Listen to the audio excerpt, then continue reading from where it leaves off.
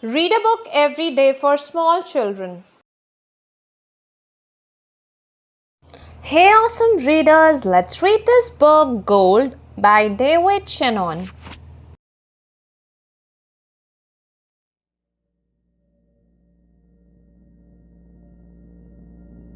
The first word that he uttered when he was 1 year old wasn't mama, wasn't papa.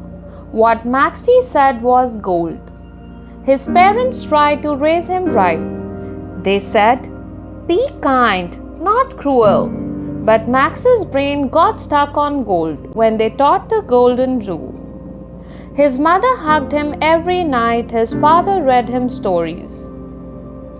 A hog's hug, Maxie shrugged. And all those books are boring. He didn't like to go to school. He cheated on his tests and counted up his golden stars. There were 50 more or less. But Maximilian had the touch for raking in the dough. He didn't think of bad or good. He thought of bought and sold. He started selling lemonade out on the parking strip, and on the hottest, driest days, he sold it by the sip. He made enough to buy a house. 'Twas money quite well spent. But when his parents moved inside, he charged them monthly rent. When Sadie opened up a stand to help some needy kids, he dropped a mouse in her lemonade, then ran away and hid. Max took over Sadie's stand, but he had bigger plans. And soon his lemonade was sold in stores throughout the land. His lemonade made millions, more than 20 banks could hold. He never gave a cent away. He spent it all on gold. Maxie piled up his gold until it made a mountain.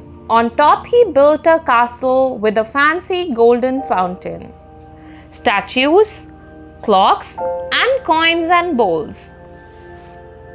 If it was made of gold, he simply couldn't get enough. That was how he rolled. His furniture and walls were gold. To Max it looked like heaven. A lot of people said, not bad for a kid who's only 7. As time went by, Max stayed inside and all alone got older. His outlook didn't change a bit. In fact, it just got golder. Gold is what I love the most. Max would often cry. I love it more than teddy bears or mother's apple pie. I wish the world was made of gold and gold was everywhere. I'd like to eat and drink it and breathe it in like air. That got Max to thinking as he was making breakfast. He came up with an idea that was positively reckless. Max grabbed a bag of gold dust and oh, for goodness sakes, he spooned it up like sugar and dumped it on his flakes. Maximilian took a bite. It made his tummy tingle, but when he chewed, it didn't crunch. Instead, it sort of jingled. He suddenly felt funny, like his blood was getting cold. He walked up to the window. Then Max turned into gold. Max was like a statue. He couldn't move his arms. He couldn't even walk or talk or set off the alarms. Max began to panic. He thought, how can this be? No one ever comes up here. Who's going to rescue me? At the bottom of the mountain, he saw his mom and dad. They were talking to their neighbors and he suddenly felt sad. He thought about many hugs he traded for his gold. and all the bedtime stories that never would be told. Max tried in vain to close his eyes and make it go away, but he was made of solid gold and had to watch all day. There was one thing deep inside him that hadn't turned to gold. A little tear that Max has saved since he was 1 year old. And now that he was facing a future cold and bleak, that little tear was free at last and rolling down his cheek. And as it spread across his face, what happened next was weird. Max changed back to normal, and his mountain disappeared. Every bit of gold was gone, and Max was in mid-air. He landed with a thud and saw his parents standing there. "I'm sorry, Mom and Dad," he cried.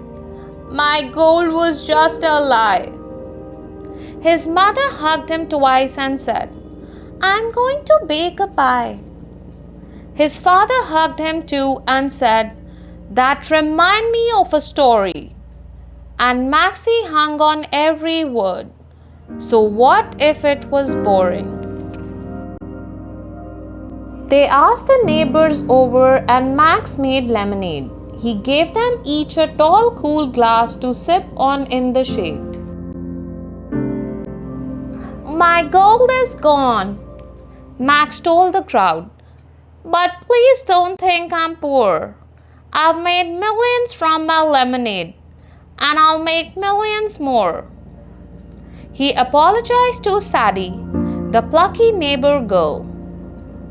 "Will you help me use my millions to make a better world?" Then Maximilian Midas thought as he finished off his slice, "Gold can never make you feel as good as being nice."